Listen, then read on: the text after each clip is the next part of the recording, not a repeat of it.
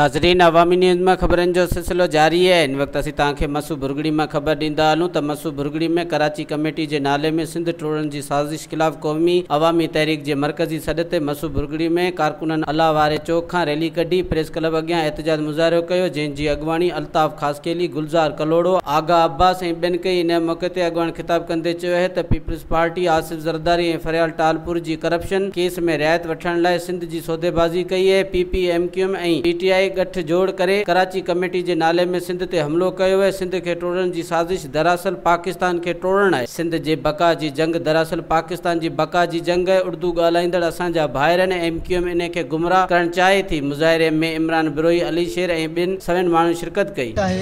उन जे पोयां साम्राज्य कुवतूं आहिनि जिन्हनि जो इहो प्लान है त कराची के सॼे पाकिस्तान खां ऐं ख़ासि तौर ते सिंध खां धार करे हिकिड़ो अलॻि मुल्क या हिकिड़ी अलॻि रियासत डिक्लेयर कई हुई। इहो हिकिड़ो नओं हिकिड़ो साम्राज्य हिकिड़ो अड्डो हूंदो जेको हिन ख़िते जे अवाम ऐं उन्हनि जी जमहूरी ऐं अवामी ऐं क़ौमी जदोजहद खे रोकण जी हिकिड़ी साज़िश आहे। ऐं कराची जेको आहे सिंध जी शहरक आहे ऐं उनजो कोरियत अवाम ख़ासि तौर ते सिंध जो अवाम इन विरहाङे खे या इन जी क़िस्म जी का साज़िश आहे। इन बारे में हीउ जेको ॻाल्हायो थो वञे इन जी बि जेको आहे सख़्तु मज़म्मत था करियूं ऐं असां इहो मुतालबो था कयूं त अहिड़ी आइन साज़ी कई वञे जो कराची जे विरहाङे बाबति कंहिं बि क़िस्म जी कमेटी या अहिड़े क़िस्म जो को बि मौक़िफ़ जेको आहे उहो आइन ऐं मुल्क सां गद्दारी करार ॾिए। हीउ सिंध जे 7 करोड़ अवाम जे ज़िंदगी ऐं मौत जो मसइलो ऐं सवाल आहे।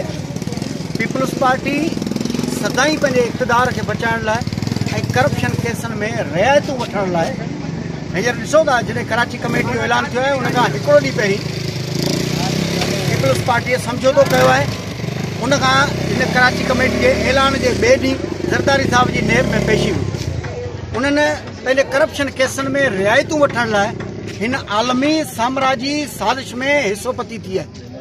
उन कराची शहरग कराची ते मसइलो छा आहे करप्शन जो, बैड गवर्नेंस जो, अहिड़ा ई इन खां बदतर सूरत सिंध जे ॿियनि ज़िलनि जी आहे। असांजे पीपल्स पार्टी जो बिल्कुल हथ आहे ऐं पंहिंजूं जेके हिननि जा करप्शन जा मसइला आहिनि उन्हनि खे बचाइण जे लाइ ऐं पाण खे आज़ादु करण जे लाइ सिंध जे मथां हिकिड़ो साज़िश कयो पियो वञे। क़ौमी अवामी तहरीक तरफ़ां मसू भुरगड़ी में सिंध टोड़न जी साज़िश खिलाफ़ सभु गॾु थिया आहियूं।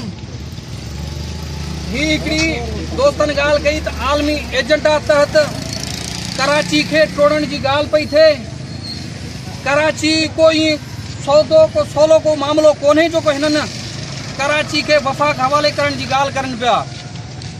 सिंध जे वहदत सां जेकॾहिं तव्हीं चुरांद कंदो सिंध जो माण्हू मज़ामत कंदी। मज़ीद खबरों और तफसीलात के लिए विजिट करें हमारी वेबसाइट www.awamiNewsHD.com।